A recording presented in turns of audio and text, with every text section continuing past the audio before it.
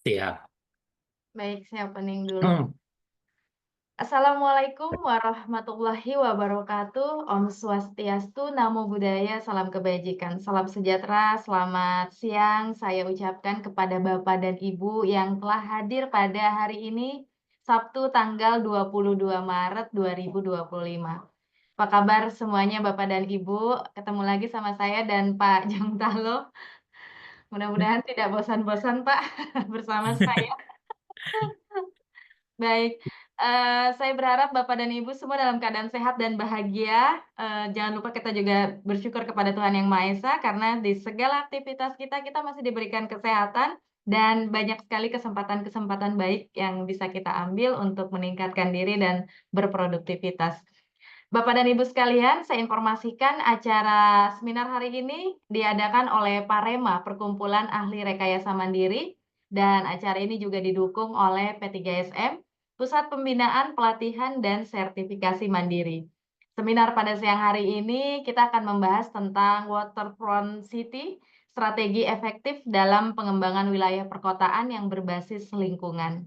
Bapak dan Ibu sekalian, seperti biasa sebelum saya perkenalkan narasumber kita, walaupun kita semua sepertinya sudah kenal, izinkan saya terlebih dahulu untuk memberikan informasi terkait rundown acara. Acara kita hari ini seminar akan kita mulai dan, sampai pukul 15 waktu Indonesia bagian barat. Nanti di mana pemaparan materi kurang lebih 60 menit dan sisa waktu seperti biasa kita gunakan untuk tanya jawab dan berdiskusi langsung dengan narasumber kita. Nanti untuk pertanyaannya Bapak dan Ibu bisa sampaikan di kolom chat. Saya akan bacakan setelah, narasumber kita selesai memaparkan materi dan saya akan juga buka, untuk sesi diskusi dan tanya jawab langsung. Silakan gunakan fitur raise hand setelah pemaparan materi selesai. Jadi nanti, kita akan berdiskusi langsung. Saya harapkan sekali Bapak dan Ibu, mengikuti seluruh rangkaian acara pada hari ini sampai dengan selesai. Jangan lupa Bapak dan Ibu untuk melakukan absensi juga, sudah ada di kolom chat. Dan untuk materi juga e-sertifikat Bapak dan Ibu bisa mengklik link yang ada di kolom chat. Baiklah, Bapak dan Ibu sekalian, izinkan saya memperkenalkan narasumber kita yang telah hadir pada siang hari ini. Yang saya hormati, beliau adalah Bapak Amandus Jongtalo, Sarjana Teknik Master of Engineering. Beliau adalah seorang akademisi dan praktisi perencanaan wilayah dan kota. Beliau telah menyelesaikan pendidikan sarjana teknik, program studi perencanaan wilayah dan kota di Fakultas Teknik Sipil dan Perencanaan Institut Teknologi Nasional Malang, Jawa Timur pada tahun 2012. Dan untuk gelar magister teknik, beliau selesaikan di Universitas Gadjah Mada, Yogyakarta di tahun 2015. Beliau saat ini menjabat sebagai Direktur PT Paroha Topaz Sejahtera, dan narasumber kita pada siang hari ini juga sangat aktif menulis buku terkait perencanaan wilayah dan kota. Di antaranya bukunya yang berjudul Kota Tanpa Perencana, Hina Gilen Basis Harmonisasi Permukiman Suku Buna, dan pembangunan peradaban berbasis pariwisata, dan masih banyak lagi buku-buku yang telah beliau tulis. Untuk mempersingkat waktu Bapak dan Ibu, kami persilakan kepada Bapak Amandus Jongtalo untuk memulai materi pada siang hari ini. Silakan Pak Jongtalo. Baik, terima kasih Bu Lena. Selamat siang Bapak Ibu semua. Suara saya jelas ya, terdengar ya Bu ya? Jelas. Oke, baik, syukur. Senang sekali kita masih bisa bertemu ya menjelang kita akan merayakan Idul Fitri sebentar lagi, tapi saya senang sekali Bapak dan Ibu masih memiliki semangat yang luar biasa untuk sama-sama kita berbagi, kita mengisi waktu menjelang berbuka nantinya dengan hal-hal yang semakin bermanfaat. Baik Bapak dan Ibu sekalian, pada hari ini tadi sudah disampaikan terkait dengan materi yang akan saya sampaikan berjudul Waterfront City, Strategi Efektif dalam Pengembangan Wilayah Perkotaan Berbasis Lingkungan. Kenapa harus Waterfront City? Pertanyaan pertama. Slide gampang, nanti saya share. Kita lihat bahwa Indonesia ini adalah negara dengan garis pantai yang cukup besar. Dan juga kalau kita lihat kembali, kita merujuk kembali kepada beberapa kota besar di Indonesia, di mana salah satu perancang kota yang terkenal Thomas J. Karsten dan Belanda itu punya satu konsep pengembangan tata air yang luar biasa dengan memanfaatkan sungai. Berdasarkan beberapa penelitian saya sebelumnya dan juga diskusi dengan para perencana kota di Indonesia bahwa kota yang memiliki sungai yang cukup besar dan memanfaatkan kota tersebut, baik itu dari hulu sampai dengan hilir, itu memiliki potensi yang besar untuk dikembangkan menjadi waterfront city. Kita tahu di Kalimantan misalkan, Balikpapan dan sebagainya, Banjarmasin, Pontianak, wah itu luar biasa sungainya. Tapi selama ini kita masih melihat sungai itu sebagai wilayah buritan atau wilayah terbelakang. Sehingga fenomenanya kita fasad bangunan kita selalu membelakangi sungai atau membelakangi pantai. Nah, ini yang bisa mengubah paradigma berpikir kita dalam merencanakan, dalam merancang, dalam mendesain bahwa sungai itu sebagai potensi yang atau view yang bagus untuk depan kita, kita hadapkan bangunan kita ke depan, bukan membelakangi sungai. Baik, saya coba share screen. Nanti di akhir paparan saya coba tampilkan video ya. Video saya pernah buat satu dengan teman ya, terkait dengan Waterfront City. Itu di Pangururuan. Sebentar. Oke.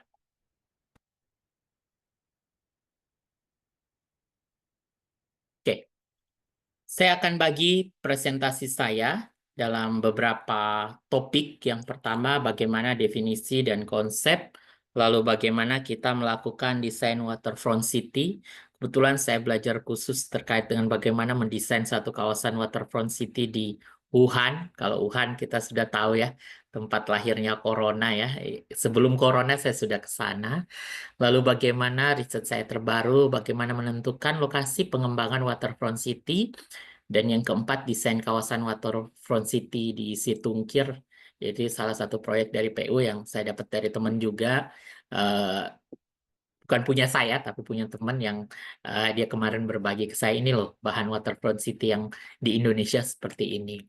Ini disclaimer, beberapa ini adalah bahan dari kelas dan bahan yang pernah saya kerjakan dan pernah saya ikuti. Kalau kita bicara waterfront city, bahwa dalam bahasa Indonesia mengacu pada daerah di tepi laut atau bagian yang berbatasan langsung dengan air. Jadi masih awalnya itu melihat sebagai kota pelabuhan.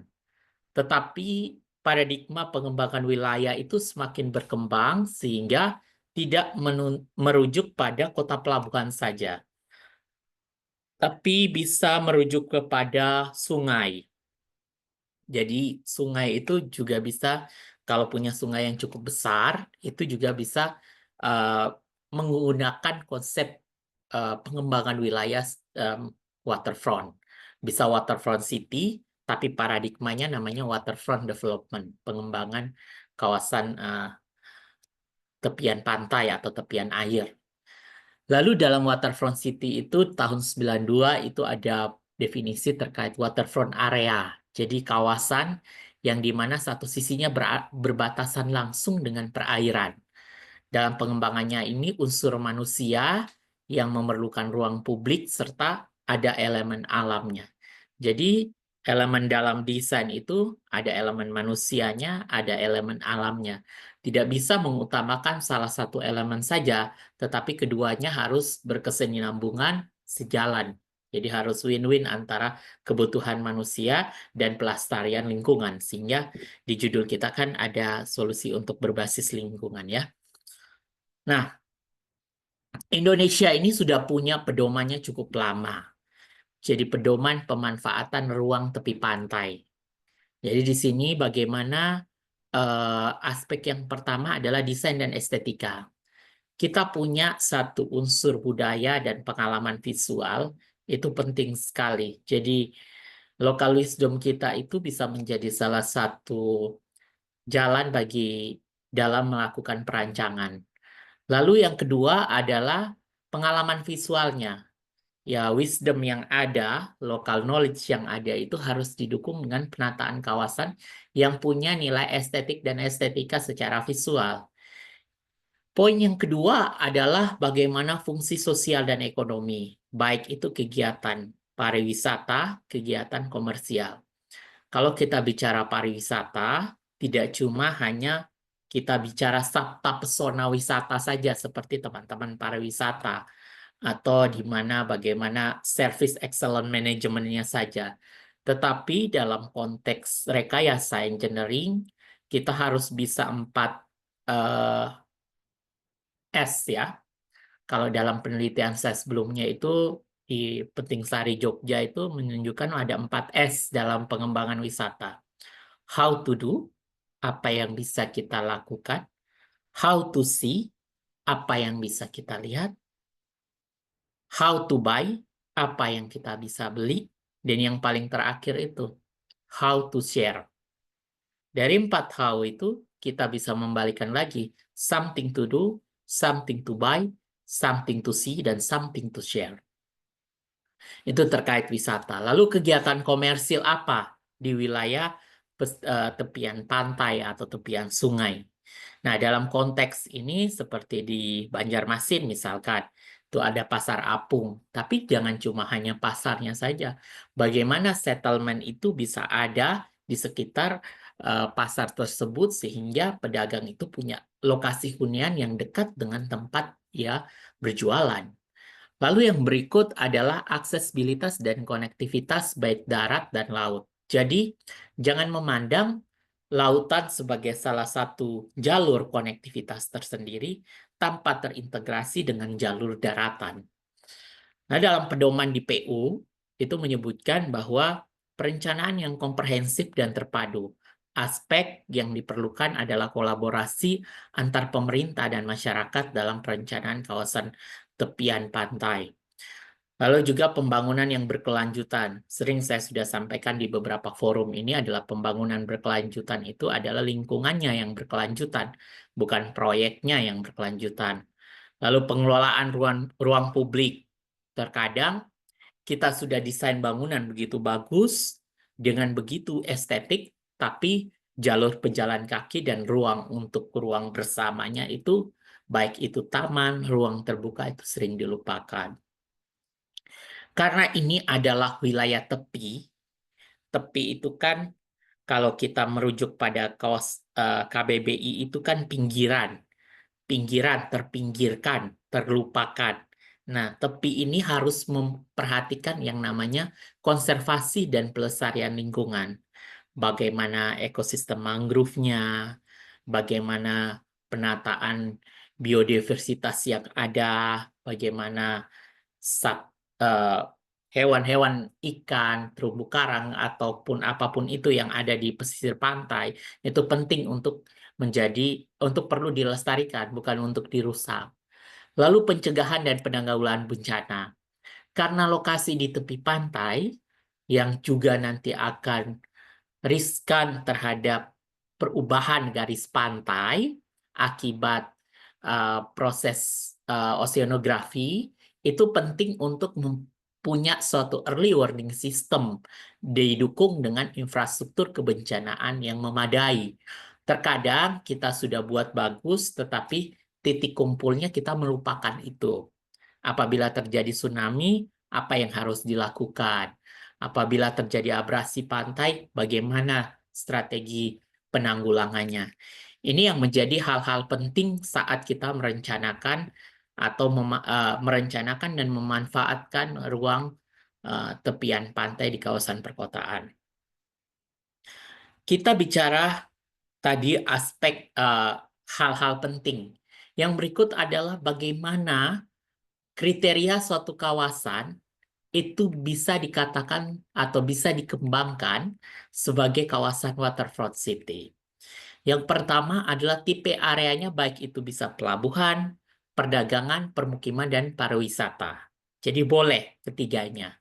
Lalu yang kedua adalah punya nilai orientasinya atau nilai pemandangannya itu diarahkan kemana. Untuk bentuk pembangunannya bisa landed houses atau horizontal, bisa berupa vertikal. Nah, ini terlepas ya dari untuk HGB laut ya, saya tidak bicara dalam konteks ini, tapi saya bicara dalam konteks tataran waterfront city. Lalu fungsi utamanya bisa untuk rekreasi, permukiman, industri, dan pelabuhan. Kota pelabuhan itu bisa. Indonesia punya sejarah yang panjang terkait dengan kota pelabuhan, ya. Lokasinya bisa di danau, sungai, atau laut. Jadi danau pun sebenarnya bisa kita kembangkan jadi waterfront city. Contoh di mana Indonesia? Danau Toba bisa sekali dikembangkan eh, konsep waterfront city. Karena saya tahu persis di Danau Toba itu tidak mesti harus di bisa dengan kalderanya saja. Oh tidak mesti harus di situ atau di dekat daerah Sibea-Bea situ tidak bisa hanya satu spot itu bisa sepanjang itu waterfront city. Yang penting perhatikan kriterianya dulu. Lalu ada dua aspek dasar dalam kita merancang, yaitu pertama adalah faktor geografis. Kita pastikan dulu kondisi perairannya seperti apa. Titik pasang tertingginya di mana? Batasan titik pasangnya berapa? Terus waktu pasangnya air laut itu rata-rata jam berapa? Musim penghujannya jam berapa? Musim anginnya waktunya kapan gitu. Jadi tidak mesti hanya bisa kayak kita mau gaya-gayaannya saja gitu. Ya, nanti bangunan pantainya cepat rusak. Kita tidak tahu di situ ada apa gitu ya. Lalu yang berikut adalah kondisi lahannya. Bagaimana eh, perkerasan dalam artian lahan itu daya dukung tanahnya itu di pesisir itu dipengaruhi oleh apa gitu ya. Apalagi apakah dia berada pada wilayah muara atau tidak. Itu penting sekali untuk menjadi perhatian. Faktor yang berikut iklim dan cuaca itu dari faktor geografisnya. Dalam konteks perkotaannya itu dilihat dari usernya, penduduknya bagaimana, kepadatannya seperti apa, kasana sejarah dan budaya yang mempengaruhinya seperti apa, sirkulasinya seperti apa, serta karakter visual. Waterfront City itu ada eh, tipe-tipe. Tipe yang pertama adalah kalau dalam mengembangkan waterfront city adalah tipe yang kita fokusnya mengkonservasi, fokus pada pelestarian dan perlindungan area waterfront yang ada. Lalu tipe yang kedua kita pengembangan. Pengembangan itu belum ada, kita bisa perluas lagi. Belum ada kita bisa bangun baru atau kita bisa perluas area yang sudah ada. Lalu tipe yang ketiga itu adalah membangun kembali. Jadi memang yang sudah ada kita perbaharui lagi. Tipe-tipe proyek pengembangan ini harus dikaitkan dengan tematik atau tema-tema waterfront city yang ada. Saya berdasarkan buku yang saya pelajari dan beberapa topik waterfront di Indonesia yang saya geluti, itu ada 4 macam. Waterfront as a tourism, jadi dia melihat wilayah pesisir atau tepian itu sebagai eh, objek wisata. Waterfront as a residential, melihat pesisir itu sebagai tempat hunian atau tempat tinggal yang menarik. Waterfront as a transportation, itu sebagai jalur transportasi untuk pesisir, baik itu pelabuhan dan sebagainya. Waterfront as a economic activity.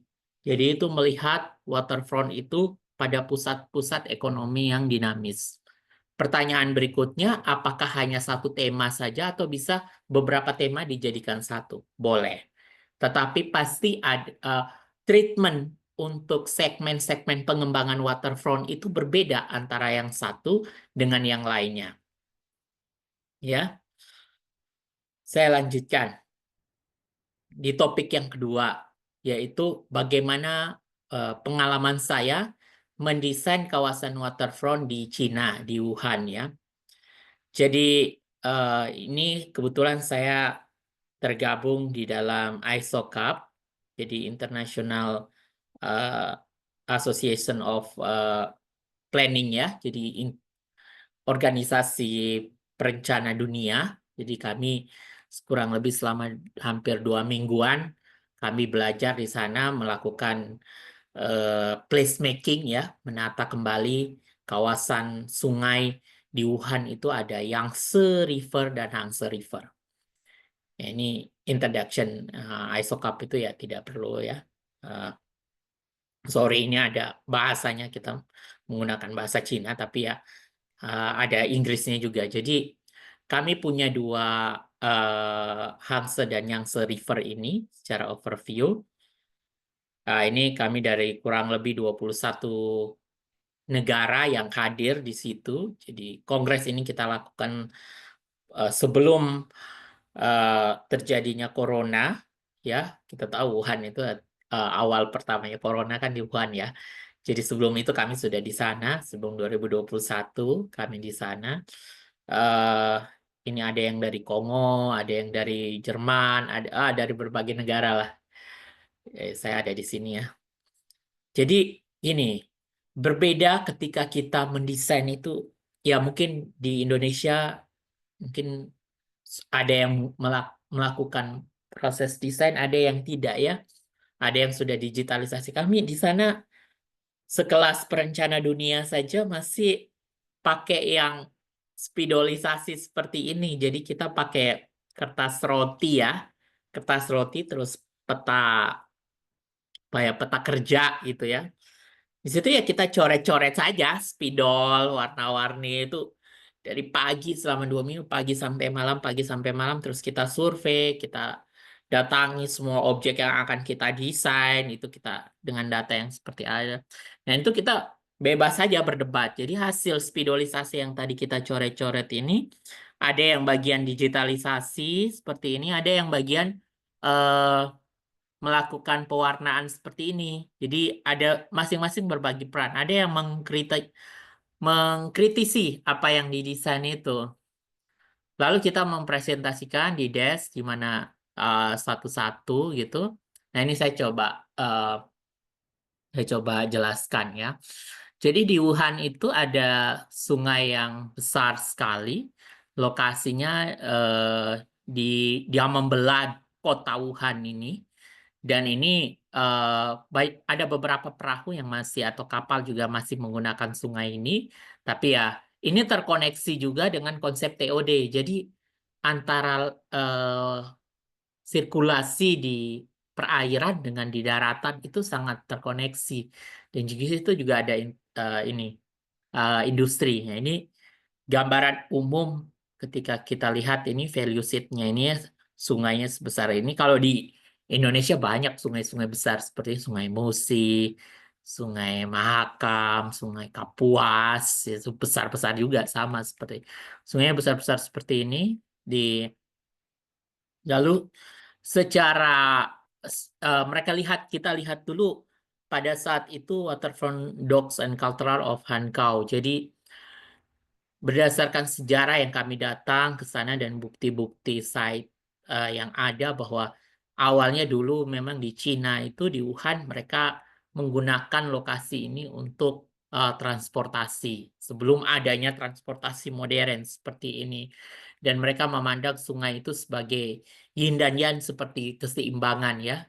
Nah, lalu eh di pesisir itu ada lokal ekonomi dan logistik center dan ownership. Ada 13.000 lebih shop owner ya. Bahkan pada tahun itu saya ke sana pun, mohon maaf, pengemis saja sudah pakai barcode ketika mereka melakukan mau minta apa duit ke kita itu sudah pakai barcode gitu. Jadi bahkan di sana mereka kan punya, Cina itu kan punya ini sendiri ya. Mereka tidak pakai Google, mereka pakai Bing, terus Alipay dan sebagainya, PayPay-nya mereka. Jadi ya, terus juga banyak sekali ya trip day-nya itu per peak-nya itu 1.600 trip per day. Dan peak session-nya sampai 200.000 gitu ya.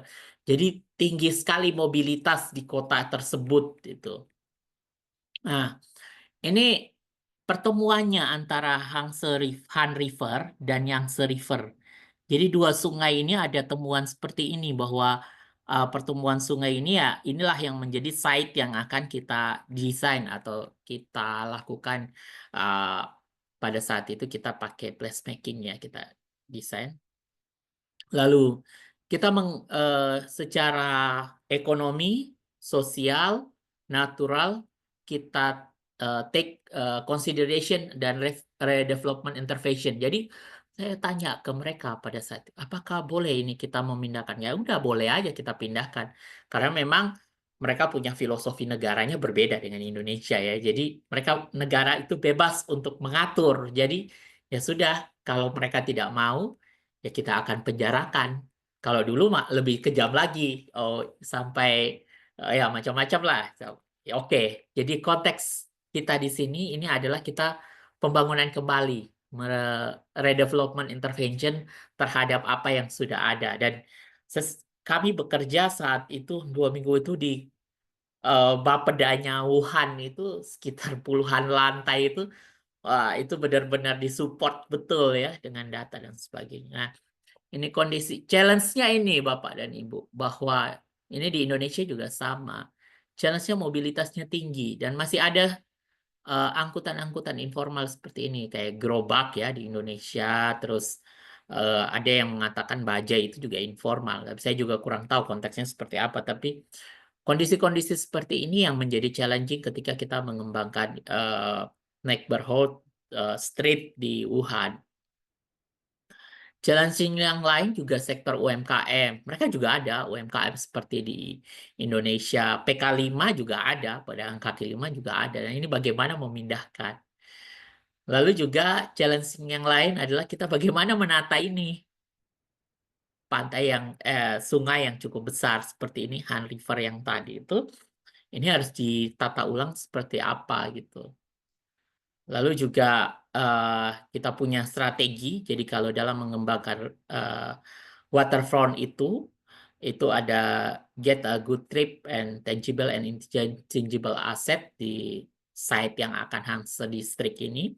Lalu bagaimana fenomena urban sprawl dengan komunitasnya itu ya kita memindahkan tanpa kita mengganggu sustainability livelihood-nya mereka gitu. Jadi saat kita punya konsep pemindahan itu, kita harus bisa memastikan orang beserta keluarganya ini punya tempat dan pekerjaan yang layak, yang setara dengan apa yang akan kita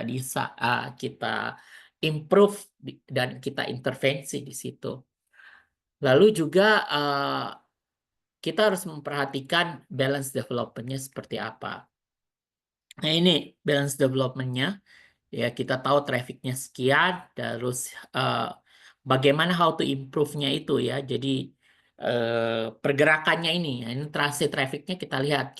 Jadi kita bagi ring satunya itu pergerakannya tinggi, ring duanya sedang dan sebagainya. Jadi kita harus tahu arahnya bagaimana, dari mana ke mana, jam trafficnya pada jam berapa. Ini kita benar-benar disupport dengan data waktu itu. Oke, data bisa berbicara, tapi memang konsep desainnya itu yang harus penting. Lalu kami coba bagi, ini mana sih yang bisa kita intervensi, mana yang kita tidak bisa intervensi dengan speed uh, yang tinggi dengan beberapa sektor ya, capacity, speed, dan reduction ya. Jadi kita lihat lokasinya di mana. Nah ini, dari seperti ini masih coret-coret aja nih. Nah, jadi ini yang diharapkan seperti ini. Nah, karena kita punya konsep bahwa more than mobility dari jembatan ini ya harus bisa dikurangi. Jadi lebih banyak optimalisasi jembatan ini untuk pejalan kaki pun juga harus bisa. Sehingga dari jembatan ini kita coret-coret aja Bapak Ibu ya.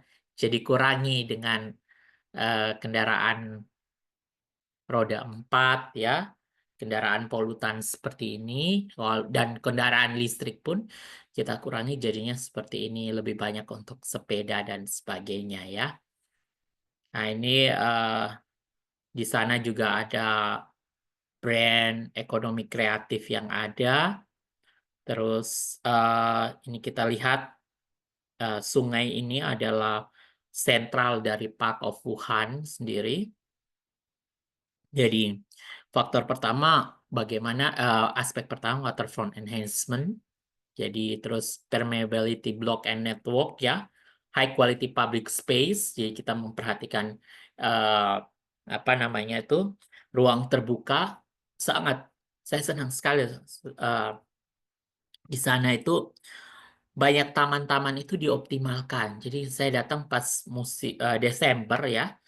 Jadi itu ada salju tapi saljunya tidak besar sekali, sedikit sekali saljunya sekian derajat saja dinginnya, tapi eh, waktu malam itu taman itu masih bisa dipakai oleh lansia untuk joget, dansa dan sebagainya, dan itu merasa aman gitu, tidak ada kriminalitas dan sebagainya. Jadi bagaimana keamanan suatu kota itu benar-benar dijamin oleh negara gitu ya.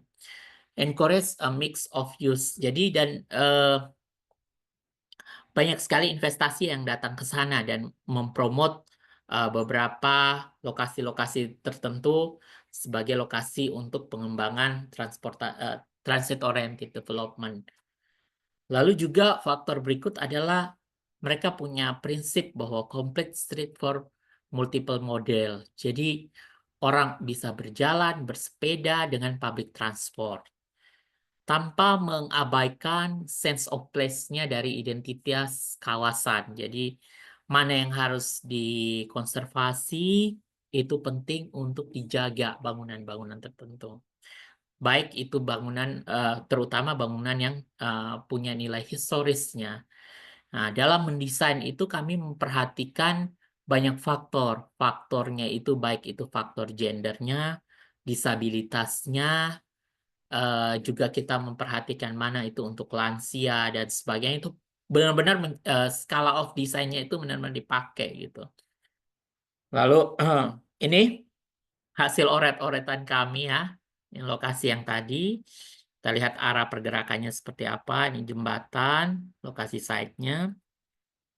Lalu kami coba ini hasil warna-warni kami ya, spidolisasi. Ya, gambar seperti ini. Lalu kita perhatikan sampai dengan arah angin dan arah matahari ya. Ini kemana, kemana, kemana gitu ya. Kita perhatikan satu persatu. Lalu matahari terbit dan matahari terbenam, kita hitung.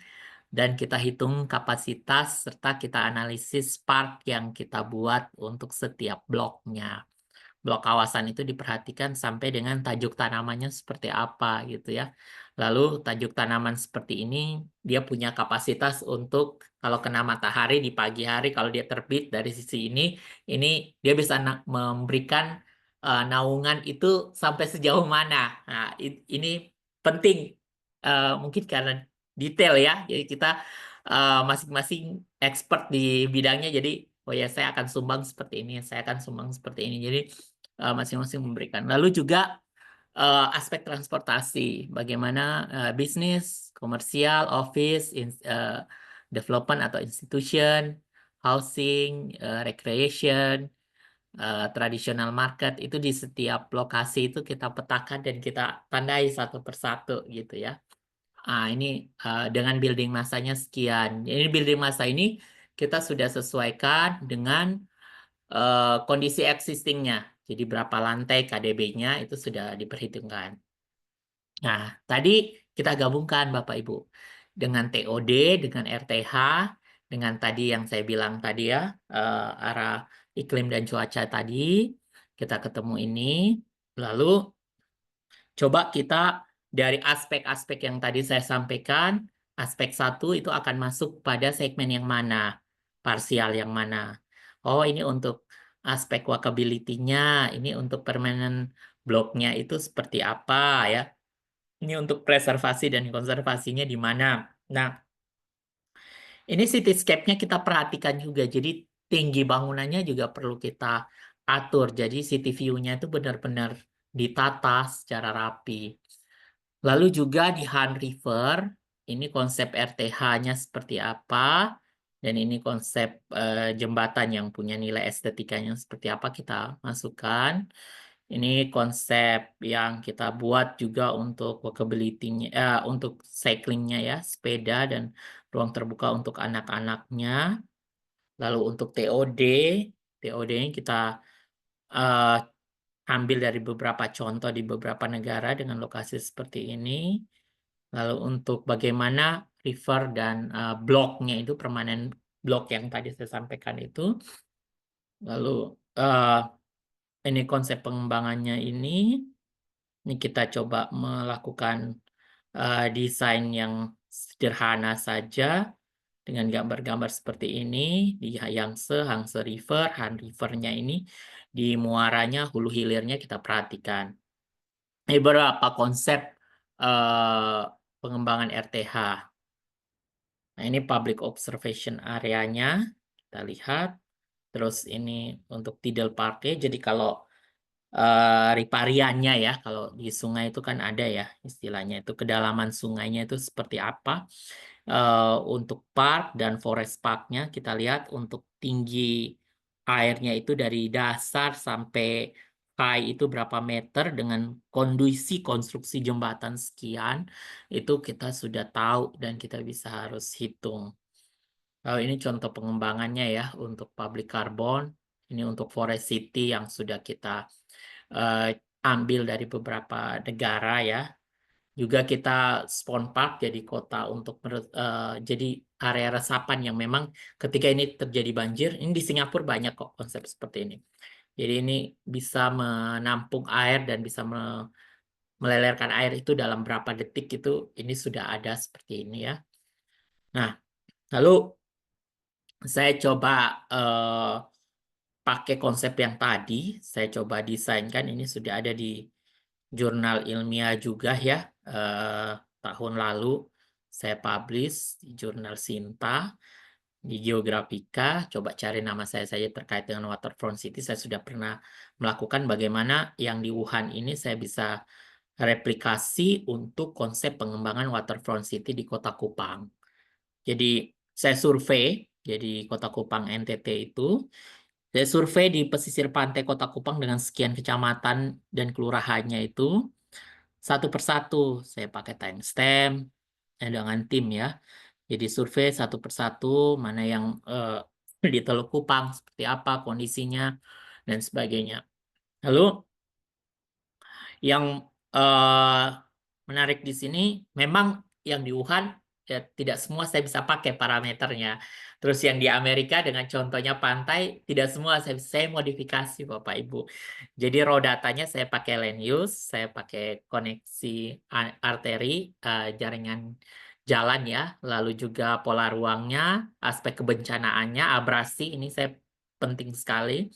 Lalu sebaran pusat-pusat kegiatan, kedekatan dengan badan air, lalu saya pakai dam Kota Kupang, lalu juga data industri existing ya. Dari semua itu saya pakai JIS, saya klik, lalu saya kasih peta parameter. Oh ya, aksesibilitas untuk permukiman seperti apa, untuk industri seperti apa, keterkaitan dengan pola ruang seperti apa. Lalu saya analisis di classify, sum overlay analisis seperti apa, lalu ketemu lokasi pengembangan di Kota Kupang itu seperti apa. Jadi parameter-parameter ini kita pakai bobot 1 sampai 5 saja dengan parameter yang sudah ada secara keseluruhan. Lalu ini ambil dari beberapa literatur ya. Jadi tidak bisa dalam satu parameter itu kita pakai kita ikutin semua dari satu kota itu tidak bisa. Kita ambil saja yang memang konteks lokal atau konteks lokasi kita itu cocok kemana gitu ya. Ini parameter cukup banyak, hampir 8 parameter, dibuatkan peta masing-masing. Lalu kita ketemu delineasinya 2000-an hektar, 2000,2 hektar.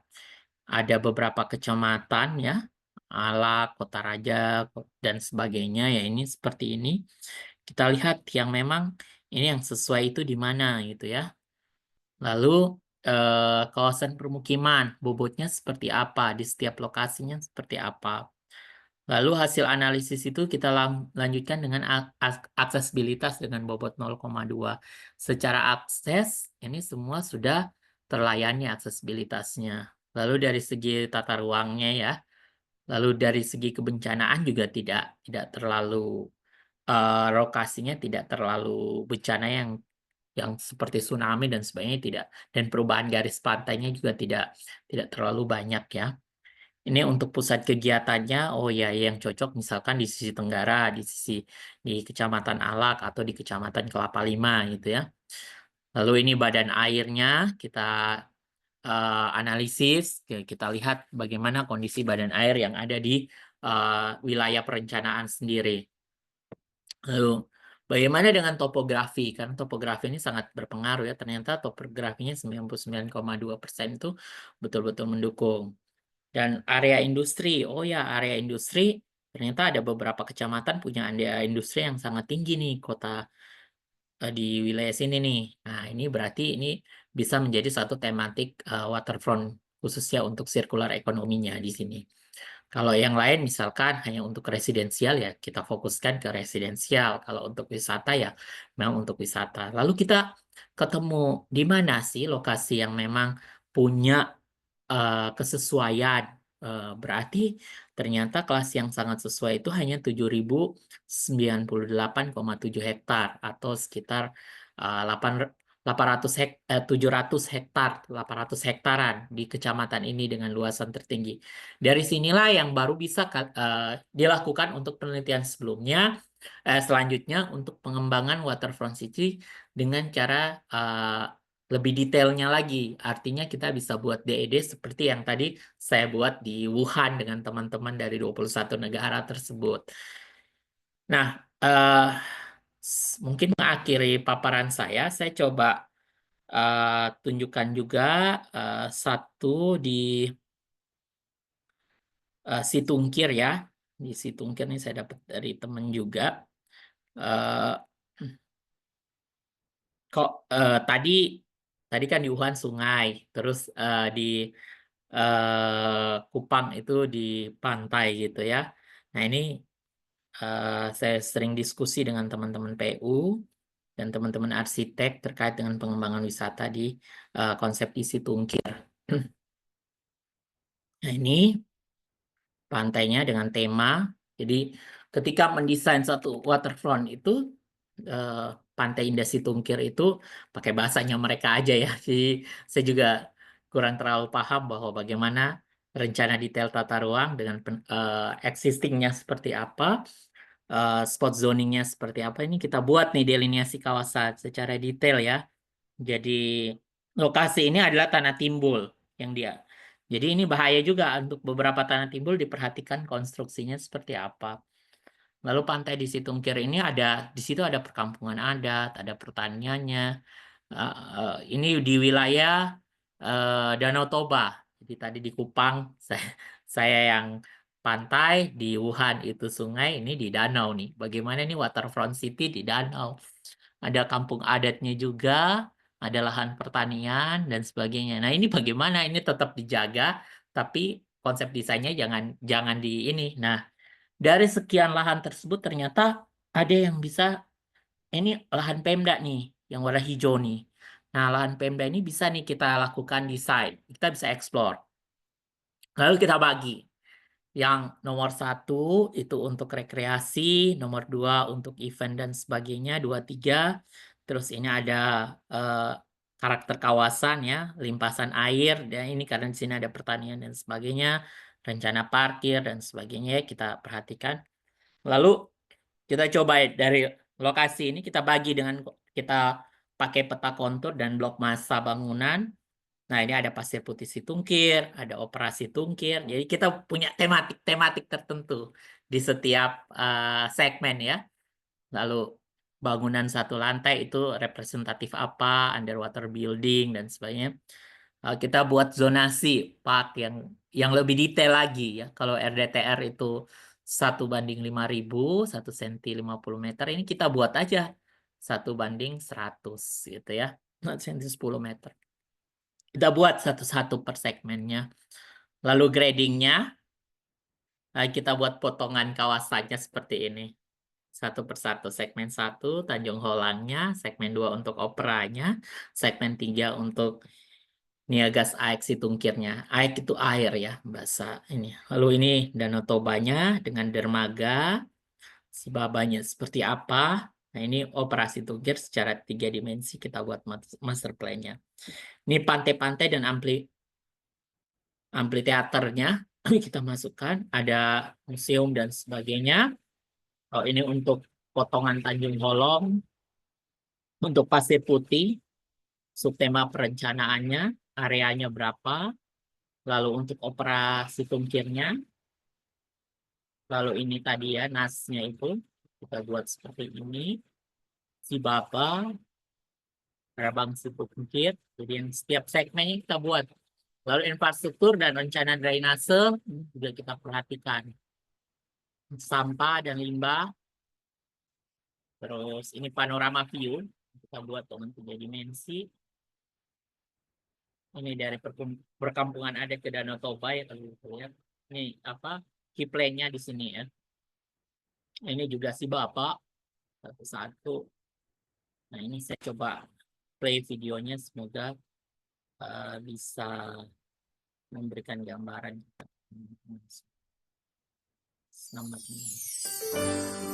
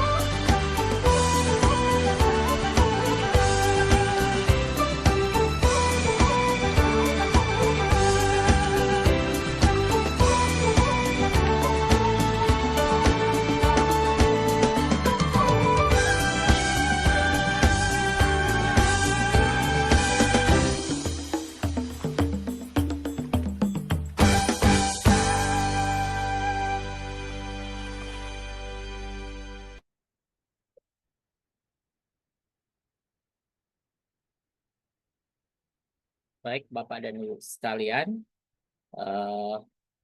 demikianlah yang bisa dapat saya sampaikan dari paparan terkait dengan pengembangan waterfront city saat ini. Terima kasih atas kesempatannya dan dengan senang hati kita bisa diskusi. Saya kembali kepada Bu Lena. Ya, baik. Terima kasih atas pemaparan materi yang luar biasa, Pak Amandus Jongtalo. Baik, Bapak dan Ibu, luar biasa sekali tadi presentasinya atau seminar hari ini ya terkait waterfront. Sebelum kita memulai sesi tanya jawab, saya ingin mengingatkan terlebih dahulu untuk melakukan absensi. Bapak dan Ibu jangan lupa untuk melakukan absensi. Dan untuk materi juga sertifikat bisa didapatkan di kolom chat dengan mengklik linknya. Baiklah, saatnya kita buka sesi tanya jawab. Saya buka 3 orang penanya pertama bagi Bapak Ibu yang ingin berdiskusi atau bertanya langsung, boleh silakan saya berikan kesempatan untuk 3 orang penanya pertama terlebih dahulu. Ya, silakan ada Pak Carlo, langsung saja Pak. Baik, terima kasih Dr. Mas Amandus. Luar biasa presentasinya. Saya beriman dari awal, kasusnya di UAN. Anda studi di sana ya? Iya Pak, saya diundang sama Perencana Dunia untuk menjadi perwakilan Indonesia hadir sebagai salah satu planner dalam mendesain kawasan di Wuhan, Pak. Oh gitu, tapi Ya. saya studi di Dewan. Maaf. Ada beberapa hal ya. Kalau kita bandingkan, ini mohon maaf sekali lagi. Ini kota baru ya? Iya. Wuhan enggak kota yang udah existing. Artinya kalau yang dikembangkan itu existingnya ya? Iya, kita kembangin. Oke, kalau itu cukup bagus lah ya. Artinya mereka taat. Nah, saya membayangkan jadi kalau di Indonesia bagaimana menerjemahkan ide-ide yang begitu banyak itu untuk menjadi satu kawasan hal yang seperti itu. Nah, pertanyaan saya, bagaimana sebenarnya kita memulai ya, Anda ikut mulai di sana itu bagaimana memulainya sehingga bisa terwujud. Apakah ada yang menggusur? Karena di Indonesia menggusur itu luar biasa sulitnya. Dan itu menurut saya memang agak rumit ya. Nah, kalau mereka menggusur seperti apa mereka memindahkan orang dari satu yang kawasan yang mereka. Itu yang pertama. Yang kedua, apakah mereka sudah setting dulu dengan melalui RT/RW? Karena di Indonesia pun RT/RW sudah disetting begitu baik, malah tidak bisa diimplementasikan. Nah, kalau kita lihat di kota-kota di China itu kan cepat sekali berkembang. Atau karena memang pemerintahannya yang lebih besar. Saya mohon pendapat Amandus atau pengalaman yang sudah terjadi. Dua saja pertanyaannya, terima kasih narasumber. Semoga Anda sukses selalu. Baik. Carlo ya dari Universitas Muhammad. Oh ya, siap Pak Carlo. Terima kasih. Langsung saja Bu Lena. Ya, silakan langsung Pak. Oh ya, baik. Baik, konsep penggusuran yang berdasarkan kami ke sana, karena begini Pak, kita harus bisa membedakan konsep filosofi negara mereka, Marxis dan komunis, dengan di Indonesia. Ya kamu kalau nggak mau ikut ya udah, kalau nggak penjara ya sudah nyawa. Bahkan kita tahu sendiri kan di mereka korupsi dibuat semiskin-miskinnya, bahkan ya ada yang mungkin sampai bunuh diri dan sebagainya. Itu bisa terjadi.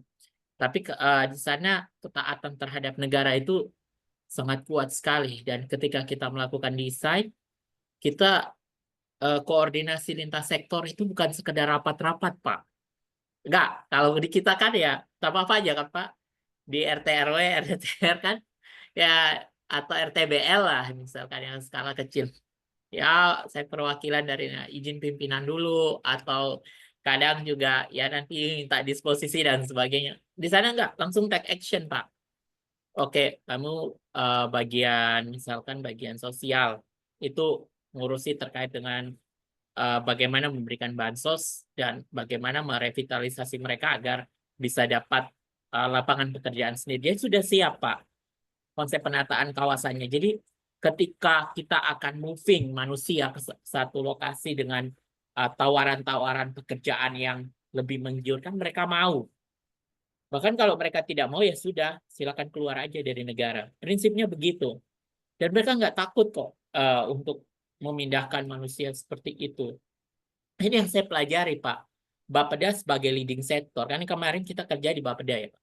Bapeda sebagai leading sector itu benar-benar memainkan peran, kalau kita kan bahasa orkestrasi lah, sinkronisasi, apapun terminologinya, itu benar-benar dipatuhi itu, Pak. Dengan negara dengan luas jumlah penduduknya lebih banyak dari Indonesia, itu sampai sedalam itu, Pak. Jadi power dari seorang kepala Bapeda, bahkan staf ya, sekelas kabit saja, itu bisa, yang lain tuh bisa ikut.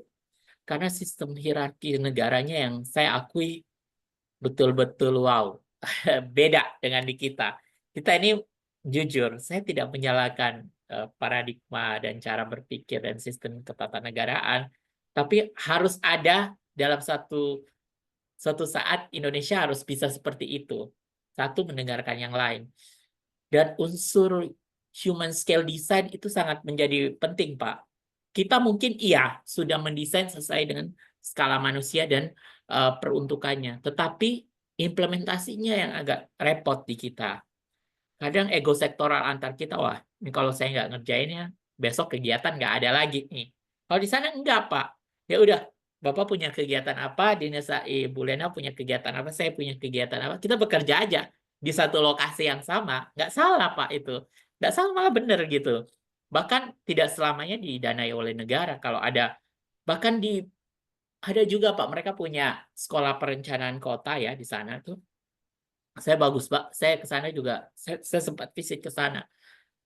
Sekolah perencanaannya studionya itu sudah langsung connect dengan Bapeda gitu. Oke, ini masukannya dari warga dan secara sukarela dan total kerjanya. Bukan kita hanya kasih konsep proof konsep aja secara umum, tidak. Sampai hitungan detail sampai RAB itu keluar.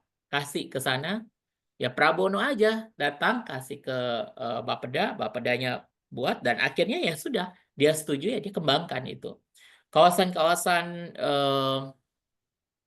historical ya, itu juga semua memang buildingnya tetap gitu. Pemanfaatannya tetap. Negara kasih subsidi terhadap. Jadi konsep insentifnya itu tetap ada ya terhadap bangunan cagar budaya tersebut tanpa merubah makna bentukan itu tidak boleh dirubah.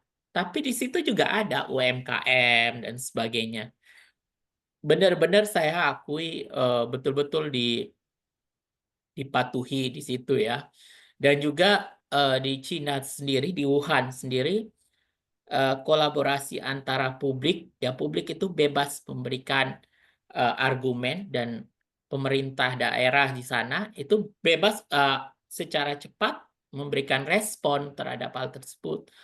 Misalkan ada paving untuk teman-teman difabilitas ya, tunanetra itu ada yang rusak. Ada barcode untuk aduannya. Ya kalau di Indonesia kan ada dulu di Jakarta tuh ada sistemnya namanya Clue ya. Ya. Nah, itu sayangnya model-model seperti itu tuh nggak ada, Pak, di daerah kita. Kita kebanyakan bangun sistem, Pak. Sistemnya banyak banget, Pak. Di Jawa Barat aja dengan namanya macam-macam. Di Jawa Timur beda lagi, di NTT beda lagi.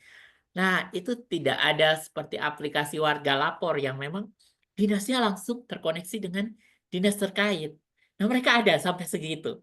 Bahkan saya ingat, saya waktu itu ada teman dari Indonesia, ada kehilangan barang gitu ya.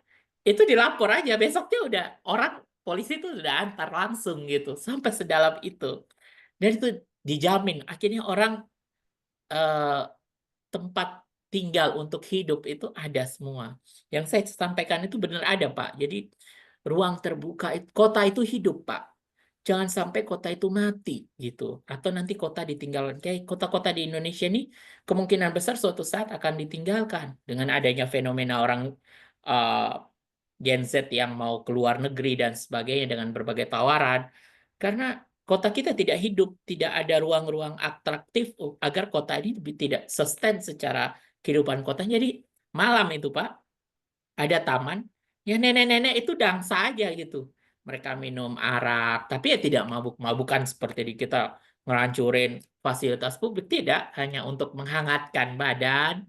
Terus ada pemuda main skateboard, ada yang joget-joget. Mereka bawa speaker sama seperti yang sekarang lagi tren di Indonesia, yang speaker Bluetooth itu. Ya udah dansa apa. Terus nanti ada jamnya. Biasanya jam-jam habis makan malam itu biasanya itu orang-orang tua. Nanti makin malam itu makin rame lagi, Pak. Dan shopping mall, shopping centernya juga bukanya sampai jam-jam sekian tuh, jam jam 2, jam 1 itu ada terus. Nah, kami sampai melakukan survei di malam hari. Jadi kami punya eh, waktu untuk aktivitas orang untuk kehidupan kota dengan menempatkan ruang-ruang yang untuk peruntukan ini, untuk amphitheater di mana, eh, untuk rekreasi di mana, untuk shopping di mana, itu ada semua Pak di situ. Dengan tetap memperhatikan ya RTH dan sebagainya, taman itu penting gitu. Nah, itu yang saya lihat di Wuhan. Terus bagaimana dengan di Indonesia? Kuncinya di Indonesia ya pertama ya harus, ya memang upaya sampai ke sinkronisasi antara rencana tata ruang dan rencana pembangunan itu sudah ada, betul. Tetapi itu kadang hanya sebagai dokumen saja, Pak. Tapi untuk sebagai eh, bargaining pekerjaan itu terkalahkan dengan bargaining politik. Ya, di mana ada kawan, di situ ada kepentingan. Ya, yang abadi itu cuma kepentingan, Pak. Ya, jadi ya agak repot, Pak. Ya, semoga saja saya berharap dengan ada kepala daerah yang sekarang ya sudah menegakkan tata ruang itu sebagai panglima pembangunan yang benar-benar dipatuhi. Ntar kalau ada masalah kayak di Bekasi ya, di Bekasi kan yang disalahkan apa? Tata ruangnya lagi. Terus di Palu dulu yang disalahkan apa? Tata ruangnya lagi. Padahal mungkin kita sudah membangun, tapi bangunan kita itu tidak sesuai dengan tata ruang yang ada gitu loh. Ya, yang berikut adalah kebanyakan aturan yang memang menurut saya tidak sinkronisasi antara satu dengan yang lain gitu. Ya dari Kementerian Tata Ruang bicara apa, Kehutanan bicara apa. Jadi akhirnya orang juga mau invest ke Indonesia juga bingung, Pak. Karena terlalu banyak regulasi gitu. Terus juga kalau kreativitas, Pak, kita nggak kalah jauh, Pak, dengan teman-teman arsitek dan perancang kota. Saya juga nggak, waktu itu juga nggak terlalu jelek-jelek amat di antara di sana. Saya kontribusi buat petanya juga semua ada saya juga di sana. Dan itu juga waktu presentasi saya ada juga, saya present di sana gitu. Tapi mereka memang karena aturan dan sistem negara yang memang sudah, ya kita harapkan ya semoga pemimpin negara kita dan sistem di tata negara kita ini terhadap desain dan rancangan yang sudah dibuat sebegitu bagusnya, tidak cuma hanya satu gambaran visual gitu loh, yang enak dipandang tapi susah untuk diimplementasikan. Saya harapkan seperti itu sih Pak Carlo. Ya mulai dengan lokasi yang kecil-kecil dulu lah, tidak usah terlalu besar. Sebenarnya sih mungkin 1 atau 2 kecamatan dulu yang bisa lebih rapi untuk ditata kembali, dipulihkan kembali fungsinya dengan tetap menjaga lingkungan dan memperhatikan estetika dan etika ketika kita mendesain, itu penting untuk dilakukan. Kira-kira begitu Bu Lena, terima kasih Pak Carlo. Iya, baik. Baik, terima kasih luar biasa sekali Pak Ajam Talo. Baik, Pak Carlo, terima kasih. Mudah-mudahan cukup menjawab pertanyaan dari Pak Carlo. Baik, Pak Jong Talo, saya ingin kalau boleh dipoinkan Banyak gitu. ya. Kalau boleh dipoinkan, tadi saya sedikit mengutip dengan sistem pemerintahan kita yang cukup berbeda ya Pak ya, dibanding dengan China di sana. Sehingga kita agak sulit mengimplementasikan, agak repot gitu ya. Tapi kalau misalkan kita kesampingkan dulu dengan sistem pemerintahan kita, perbedaan sistem pemerintahan, apa yang bisa kita pelajari Pak dari proyek waterfront di Wuhan yang Bapak kemarin kerjakan atau dalam pengembangan waterfront di kota-kota Indonesia gitu Pak? Mungkin boleh Oh, dipoinkan. yang baik Pak. Baik Bu. Iya, Yang silakan. pertama, yang pertama adalah di sana itu melihat sungai bukan sebagai wilayah buritan. Contoh ya, minta maaf aja ya, ada lagunya. Dayunya teko, asunya mati, gua nang kali. Artinya kita kali itu sebagai tempat buang hewan yang bangkai gitu kan. Nah, itu salah bagi kita. Yang kedua, mereka tidak melihat sungai itu sebagai tempat melihat tempat pembuangan limbah sama seperti konteks yang nomor 1. Contohnya, coba deh di rumah-rumah di seputaran sungai ya, di sungai-sungai besar, baik itu di Sumatera, di Jawa, di Kalimantan, itu limbahnya buang kemana ya? Nah, biasanya ke sungai. Ya buang limbahnya di situ, eh, limbah baik itu rumah tangga maupun limbah dari sanitasi juga dibuang di situ, minum ya dari situ, ya bagaimana kita bisa hidup gitu. Kalau di sana mereka tidak, itu dikelola dulu sebelum dibuang. Bahkan ada model pengelolaan limbah yang terpadu sekali. Jadi ada pipa antar rumah gitu, terus dikasih bak penampung gitu, diolah jadi sedemikian rupa sampai tidak ada baunya, itu bisa jadi pupuk. Sayangnya nanti kalau saya putar di sini juga takutnya kurang enak untuk secara visual. Ada itu, Bu. Seperti itu. Lalu juga yang berikut adalah kalau seandainya di Indonesia mau melakukan itu, mulainya dari lokasi yang kecil-kecil dulu. Misalnya skopnya ya RT lah, no RW. Dan oke, di beberapa kota itu kan senang ya warna-warni di cat gitu. Konteksnya bukan cat bangunannya, bukan di pinggir sungai kita cat bangunan. Enggak, Bu. Bukan konteks cuma hanya mewarnakan tembok itu, tetapi useful nggak itu. Nah, menata itu lebih bagus nggak? Dulu kita ada, Bu. Eh, saya ingat Mangunwijaya ya. Romo Mangunwijaya itu di Kalicode itu bangun itu, Bu. Bagus, Bu. Hanya sayangnya penerusnya ini, ya saya nggak tahu nih teman-teman di Jogja ya.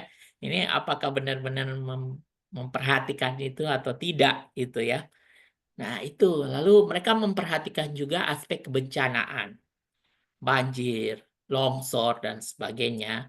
Itu rekayasa tekniknya, oh betul-betul teman-teman sipil yang tahu strukturnya ini benar-benar apa ya, benar-benar detail, benar-benar bekerja betul. Jadi lebih bagus kalau menurut saya hal-hal secara struktur dan sebagainya itu betul-betul diperhatikan gitu. Jangan cuma kita hanya tahu struktur jembatan dan sebagainya, tidak. Mereka sampai cut and fill aja diperhatikan. Detail banget, Bu. Sampai ya more spesifik dan detail. Lalu juga yang terakhir juga mereka kolaborasi. Tidak semua juga harus dari pemerintah sih. Punya inisiatif aja. Inisiatif bangun lokasinya, punya suatu ide yang bagus. Pemerintah ya juga tahu, bukan pemerintah hanya mau ini usulannya seperti berdasarkan apa yang direkomendasikan oleh pemerintah, tapi usulan masyarakat itu bukan cuma hanya ditampung, tapi ya kalau memang itu menjadi kebutuhan, itu dilaksanakan. Nah, kalau di kita, saya kurang tahu nih apakah benar-benar dilaksanakan atau tidak. Mungkin Bapak dan Ibu bisa menjawab sendiri gitu. Buatlah dari hal-hal yang kecil aja, tapi nanti akan punya impactful yang cukup besar. Kira-kira seperti itu, Bu. Iya, baik. Luar biasa sekali Pak Jongtalo. Baik, mudah-mudahan kita bisa seperti itu ya Pak ya, mulai dari kecil Iya, aja dulu ya. Baik, iya.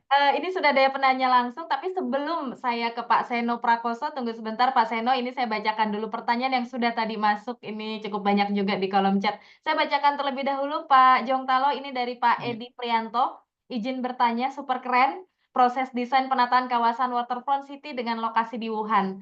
Dalam kegiatan tersebut, disiplin ilmu apa saja yang terlibat? Adakah seorang analis ekonomi terlibat juga di dalamnya? Misalnya memprediksi berapa besar biaya yang harus diinvestasikan untuk mewujudkannya agar sebagai arsitek atau perencana kota tidak sekedar mengangan-angankan saja. salam? Itu pertanyaan pertama Pak Jongtalo, saya langsung bacakan saja ya, ini ada 2 pertanyaan. Yang kedua, jujur sejauh ini saya agak ngeri hidup di tepi air. Mohon bantuan menghilangkan ketakutan saya tersebut dengan memberikan beberapa trik, desain atau konsep mengantisipasi luapan air. Apalagi kita musim hujan tak terkendali, di mana di daerah bukit pun mendapatkan dampak banjir. Bagaimana dengan kawasan tepi sungai? Salam. Silakan Pak Jongtalo. Baik, yang pertama iya. Ya kalau coba cari aja itu paparan yang di Wuhan, nanti saya cari deh linknya kalau bisa saya sertakan. Itu ada profil kita, backgroundnya apa.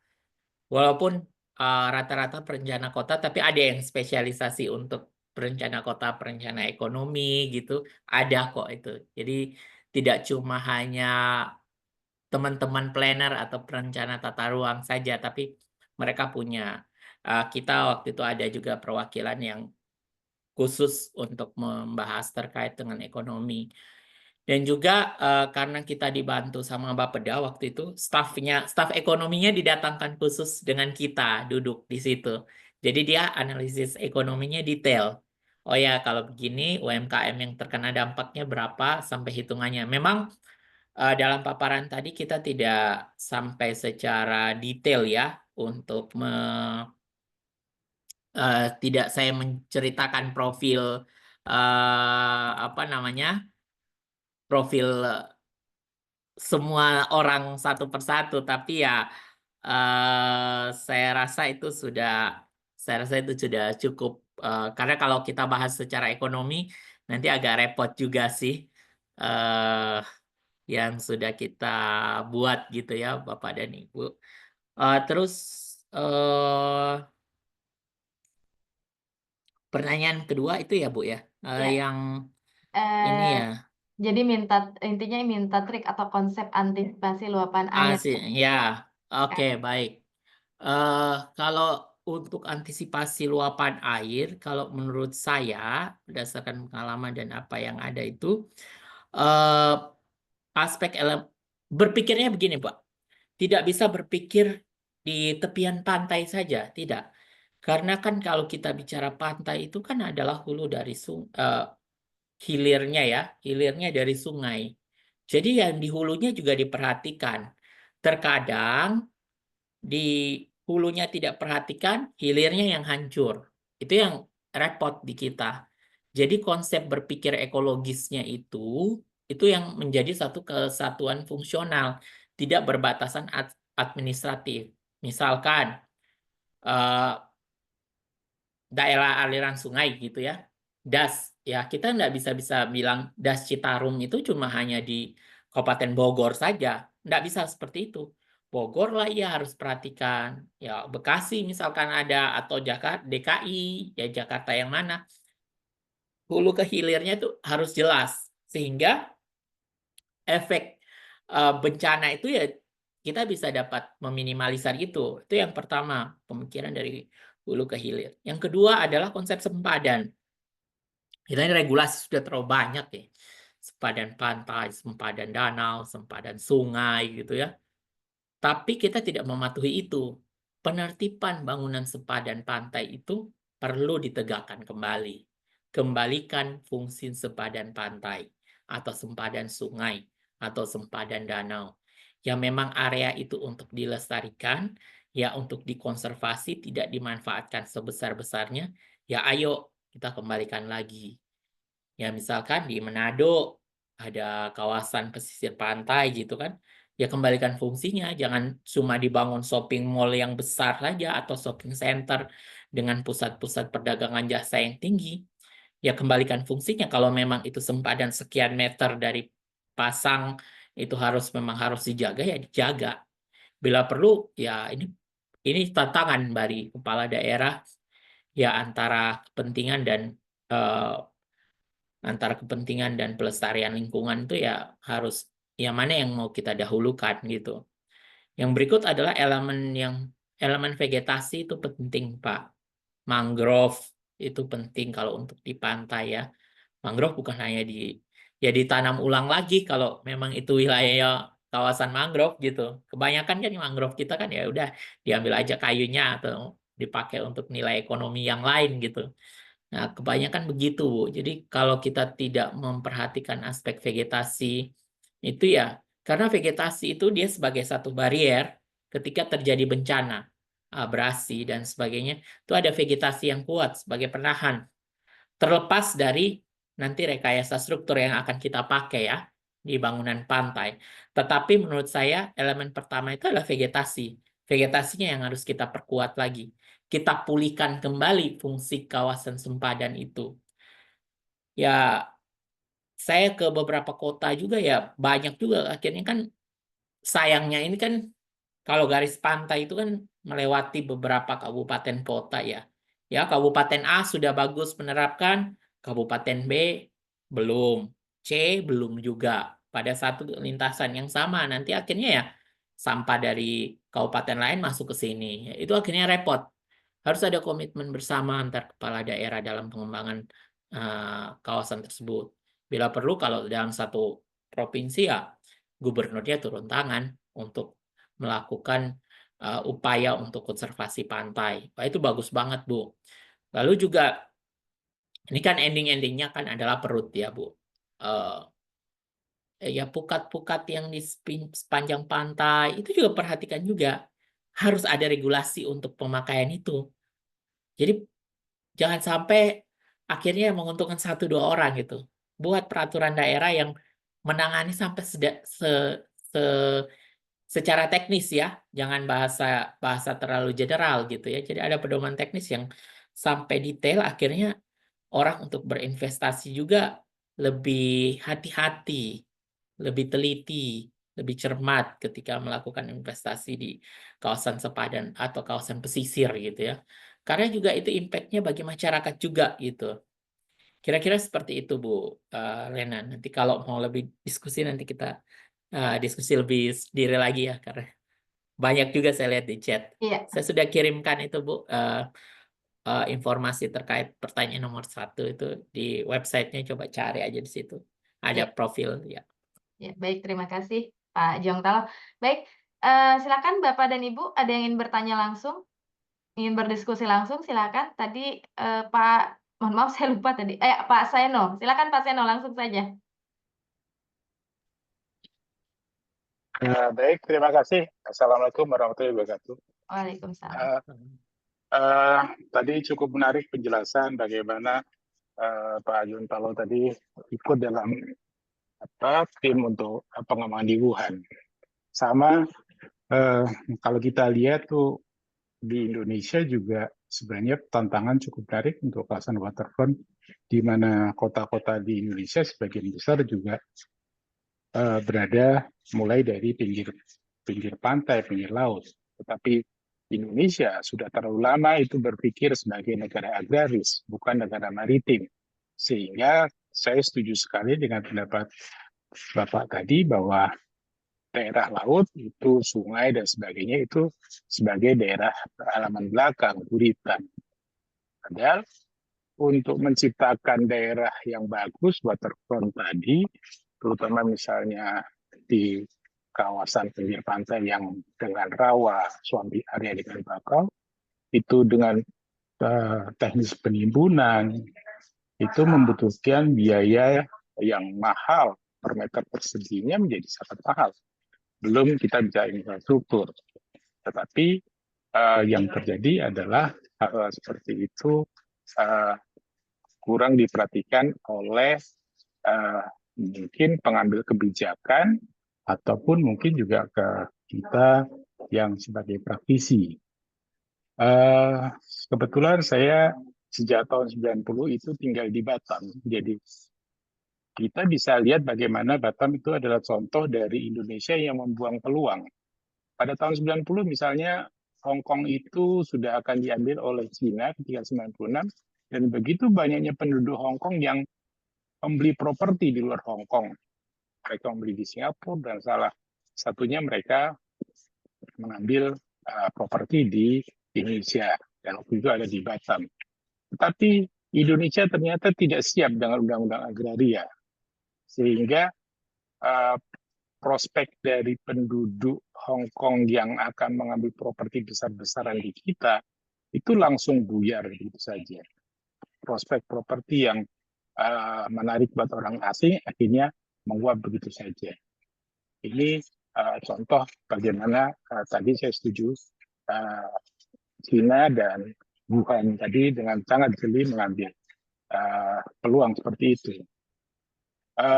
Lalu juga kita bisa lihat bagaimana penyusunan RT/RW, RDTR itu sama sekali tidak bijak kalau kita bilang, karena dalam pembahasannya sangat sekali melihat bahwa hanya daratan. Potensi waterfront itu kurang sekali dibahas. Entah karena kita sudah terlalu lama jadi orang dengan basic agraris, atau kita yang tidak mau belajar dari negara-negara lain. Saya setuju tadi misalnya garis badan pantai. Kebetulan ketika 2018 itu saya kolaborasi dengan KPF, Confederation Fox, untuk menangani Opus Dei. Mereka menyiapkan semuanya dengan sangat detail selama hampir 2 tahun. Tapi ketika itu kemudian keluar rezim Omnibus Law, kemudian keluar KKPR, dan segala macam, desain-desain yang sangat bagus tadi menjadi relatif sulit dikerjakan karena tadi akhirnya harus penentu kebijakan, terutama tata ruang itu harus memberikan diskresi supaya itu bisa diterapkan perencanaan kawasan atau desain-desain yang lebih detail. Tetapi karena juga tadi juga disebutkan contoh Wuhan di mana satu komando, di kita itu ego sektoral sangat tinggi. Saya pernah beberapa kali berbicara dengan teman-teman dari aparat penegak hukum, mereka selalu bilang bahwa diskresi itu adalah tata ruang yang dirubah menjadi tata uang. Itu sebenarnya juga sedih juga kalau kita lihat bagaimana ego sektoral itu sedemikian tingginya di tempat kita, dan kemudian kita bisa lihat misalnya bagaimana kemarin isu pagar laut dan sebagainya. Saya berpikiran bahwa kalau memang, ya saya juga setuju kalau memang langsung di-coupling. Tapi sebenarnya kalau kita berpikir progresif, kalau memang laut itu memang bisa di-coupling dan kemudian memang dengan peraturan yang memang berlaku, itu artinya kan dengan ketentuan yang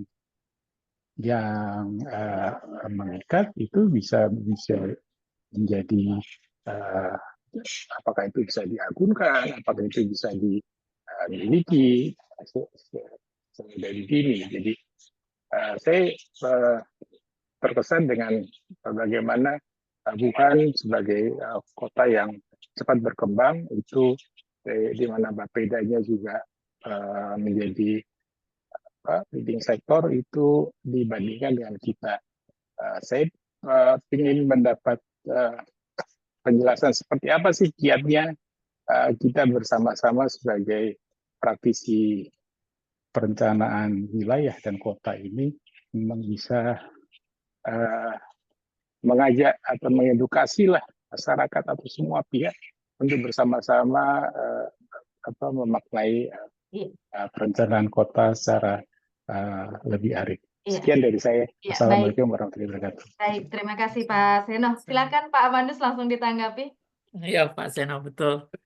Saya sepakat Pak, karena ruang itu diubah R-nya dengan U jadi uang Pak. Ya bagaimana yang kita belajar di Wuhan itu memang koordinasi dan sinkronisasi antara antara Bapeda dengan yang lain itu mereka abaikan dulu ego sektoralnya.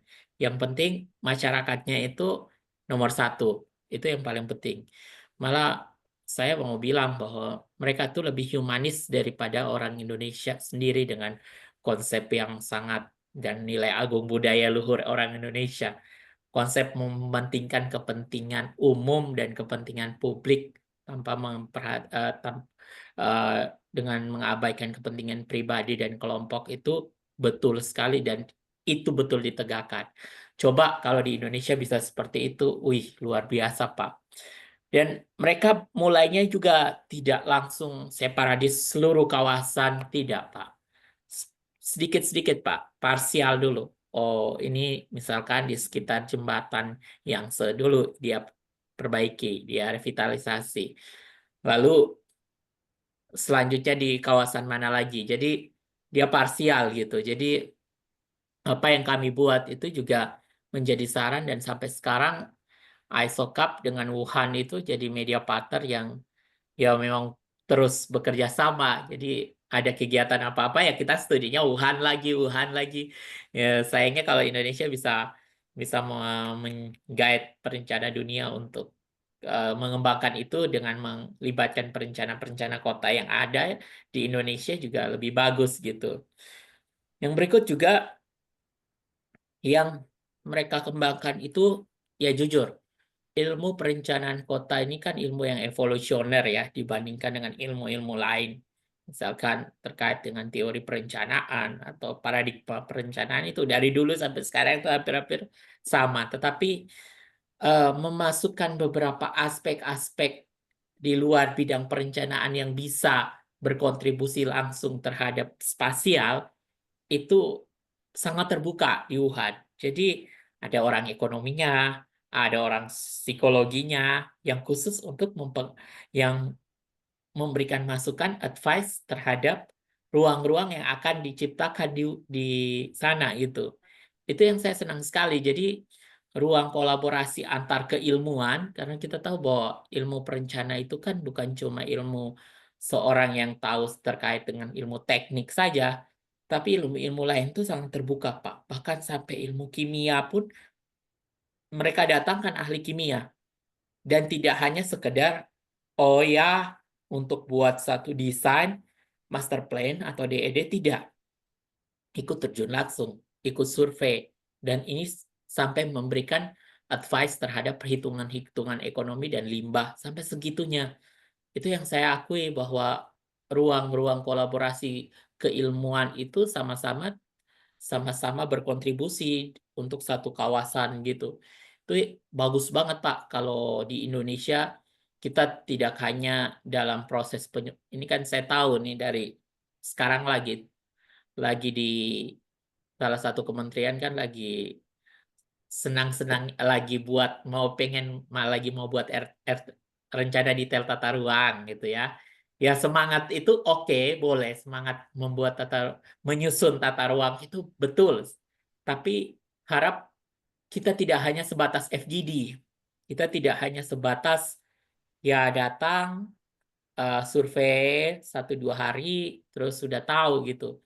Kalau bisa ya sangat detail dan itu diharapkan dalam menyusun itu sudah ada implementasi walaupun tidak terlalu besar, wilayah yang kecil aja dulu diimplementasikan.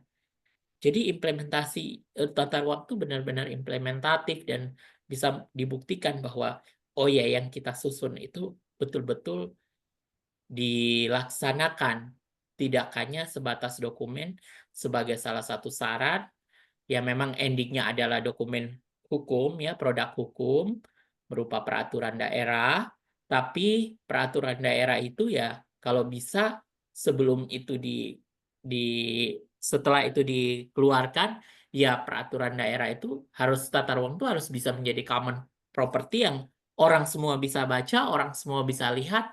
Sekarang saya mau tanya aja mungkin Bapak Ibu, pernah lihat nggak dokumen tata ruang atau petanya? Mungkin tidak semua bisa melihat itu. Yang berikut, pernah bisa membaca tidak? Membahasakan ruang itu ya jangan pakai bahasa teknokratik.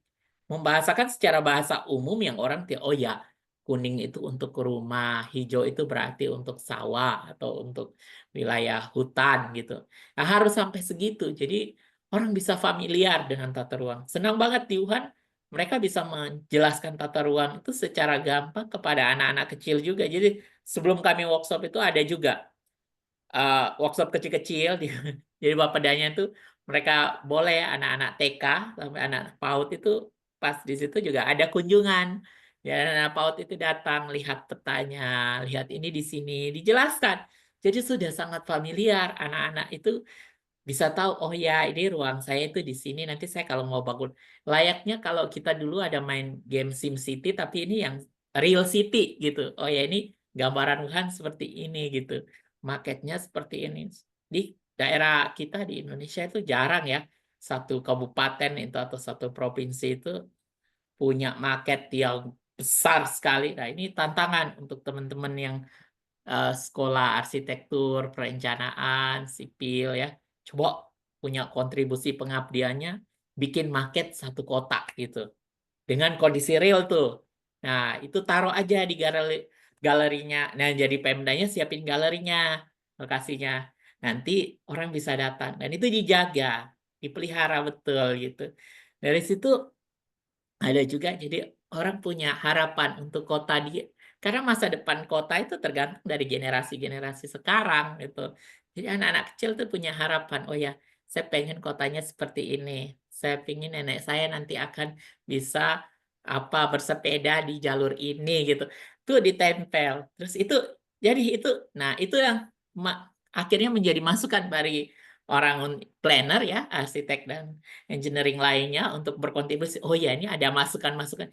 Jadi bukan pada saat kita menyusun dokumen tata ruang baru kita ke kelurahan, kecamatan, desa minta kotak saran yang akhirnya kotak saran itu tidak tidak bisa dimanfaatkan dan tidak bisa dikolek. Yang kedua juga kadang kita bangun sistemnya belum bisa menjangkau daerah-daerah lain. Misalnya kita bangun kotak sarannya versi online. Oh di wilayahnya nggak ada internet, repot juga Bu itu Pak. Jadi eh, masyarakat diberikan ruang untuk memberikan saran yang bisa karena jangan mendesain itu hanya untuk secara teknokratik atas ini. Kebanyakan kita mendesain ini betul saya kadang kritik juga dan autokritik buat saya. Oke, kita menggunakan standar pemerintah, standar minimal untuk apa? Atau standar nasional Indonesia untuk desain apa? Tapi itu kan hanya standar minimal, bukan standar optimal. Boleh dong kita dikasih ruang kepada perencana kota arsitek untuk kita memodifikasi standar itu sesuai dengan karakteristik wilayah. Terkadang itu ruang ya kesempatan-kesempatan itu jarang di Kementerian Teknis pun jarang itu menerima itu. Padahal tidak salah loh menurut saya. Tidak salah kita mendesain itu. Jadi jangan kita terlalu kaku. Jadi satu dokumen yang kaku yang akhirnya ya kita mau running implementasinya tidak bisa gitu. Standarnya begini ya, repot gitu. Jadi penting untuk adanya ruang kreativitas agar kita bisa memodifikasi standar dan mendesain suatu kawasan sesuai dengan kebutuhan masyarakat. Kira-kira begitu, Bu. Terima kasih. Iya, baik. Terima kasih Pak Jongtalo, luar biasa sekali. Baik Pak Seno Prakoso, mudah-mudahan menjawab. Terima kasih Pak Seno sudah bergabung bersama kita. Baik, terima kasih Pak Seno. Kita berikan kesempatan untuk yang lain. Satu penanya terakhir untuk yang ingin bertanya langsung, tapi sebelum itu saya bacakan dulu ini pertanyaan yang sudah masuk di kolom chat. Dari Sagung Alit, izin bertanya, apakah ada luasan tertentu atau luas kawasan minimal yang dapat diterapkan konsep waterfront city, serta batas jarak tertentu dari batas pinggir pantai atau sungai atau danau? Terima kasih. Silakan Pak Jongtalo. Oke, ada batasan-batasan tertentu. Secara detailnya itu coba lihat di uh, pedoman yang PU tadi yang saya share di slide. Tapi pada prinsipnya bukan cuma hanya pada batasan Bu Lena, karena kadang pengembangan waterfront ini sama setara dengan pengembangan ruang terbuka hijau. Yang paling penting itu adalah kepemilikan lahan. Nah, nanti repot lagi kalau lahan pemerintah. Kalau bisa di lahan Pemda lebih bagus. Seperti yang tadi terakhir saya di Pangururuan itu yang di Danau Toba itu kan enak dia. Karena itu lahannya ada lahan pemerintah. Memang untuk atraksi pendukung atau aktivitas pendukung seperti parkir dan sebagainya itu bisa kita pakai lahan masyarakat. Tapi yang sebaiknya itu harus di lahan Pemda akan lebih bagus. Kalau seandainya lahan itu misalkan dipunyai oleh suatu developer, ya boleh-boleh saja. Tapi perhatikan lagi batasan sempadan. Sempadan pantai itu aturannya seperti apa, sempadan sungai seperti apa, apakah masuk lewat kawasan lindung, lindungnya itu lihat lagi tabel ITBX-nya, zoning text dan zoning map-nya seperti apa, aturan ketinggian bangunannya seperti apa, itu perhatikan lagi. Kembali lagi, ini back to dokumen tata ruang dalam arti rencana detail tata ruang. Apakah itu memang sudah ada, dan kalau itu sudah boleh dikembangkan ya, sudah Bapak dan Ibu kembangkan saja. Jadi jangan terlalu kaku juga. Kalau kalau batasan secara angkanya mungkin bisa lihat di dokumen tata ruang ya, aturan sempadan seperti apa. Kalau memang di situ wilayah sempadan sekian meter bisa dikembangkan ya, itu bisa Bapak Ibu bisa optimalisasikan kembali gitu. Kira-kira seperti itu, Bu.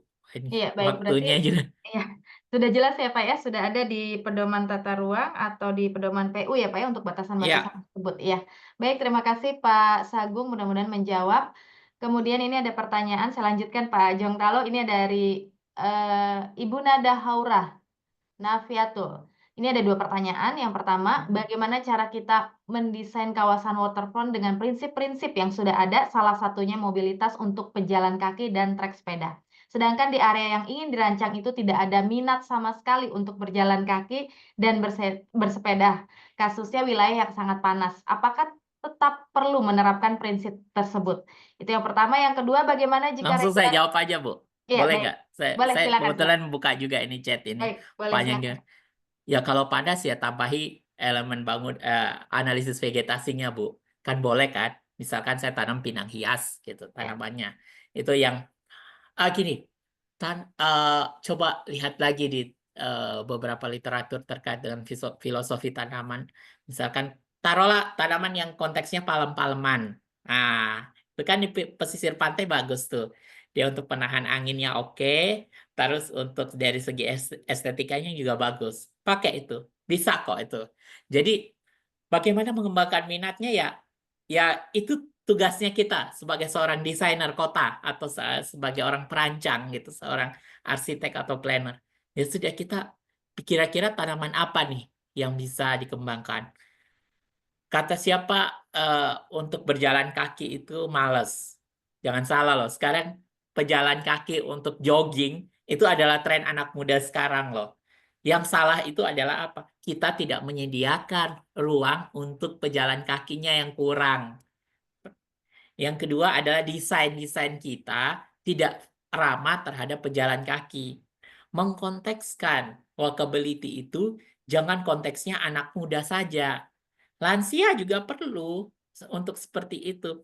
Ya, artinya kita desain jangan sampai ada tanjakan, turunan. Nah, desain trotoar kita kan begitu tuh. Kenapa tidak buat flat saja rata? Akhirnya kan orang bisa jalan lebih enak kan? Tidak ada suatu hambatan samping lah, ibaratnya hambatan terhadap kita berjalan. Pahami juga psikologi orang ketika berjalan. Jadi jangan kita desain atas dasar ego kita sendiri, tidak bisa gitu.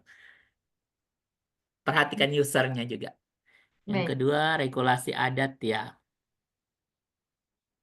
Melarang perancangan penginapan karena takut terjadi hal-hal yang tidak diinginkan.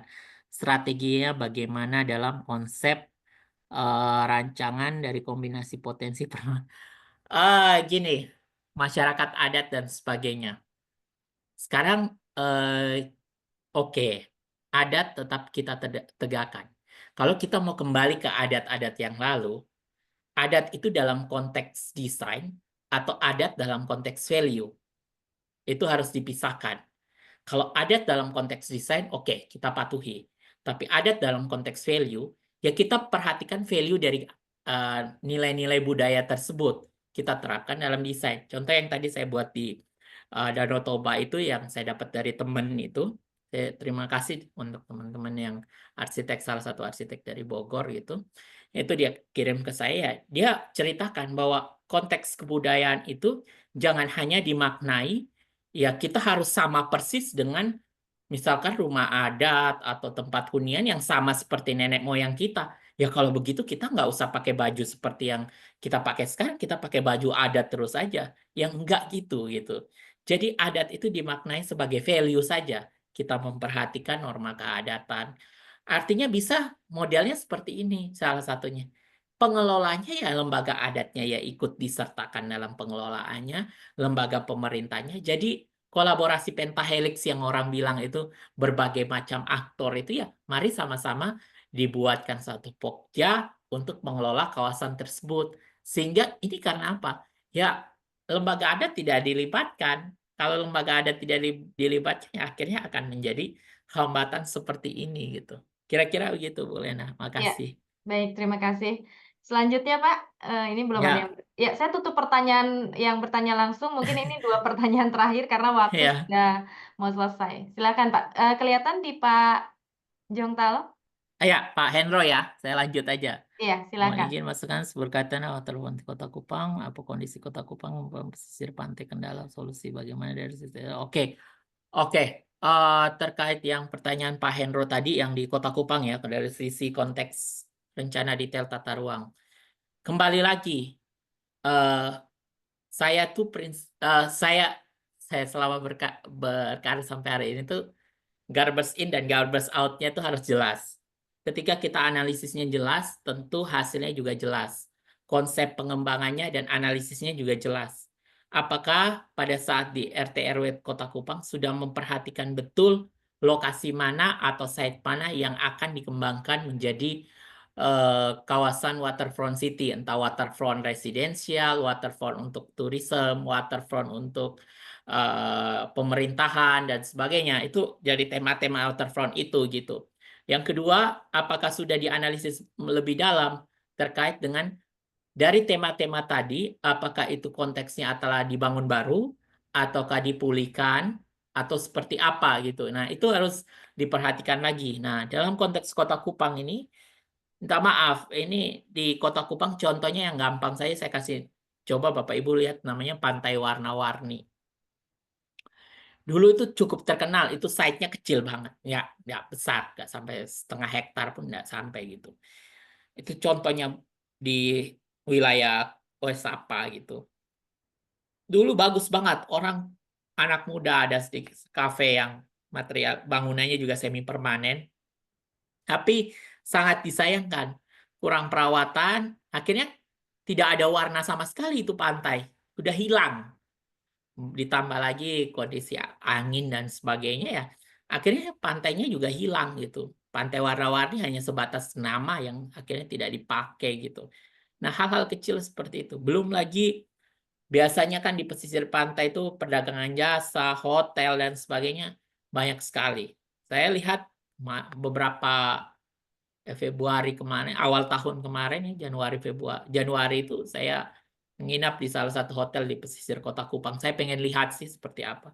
Duh, minta maaf, bangkai hewan pun masih ada di situ dibuang pagi-pagi. Jadi kan sangat riskan sekali ya.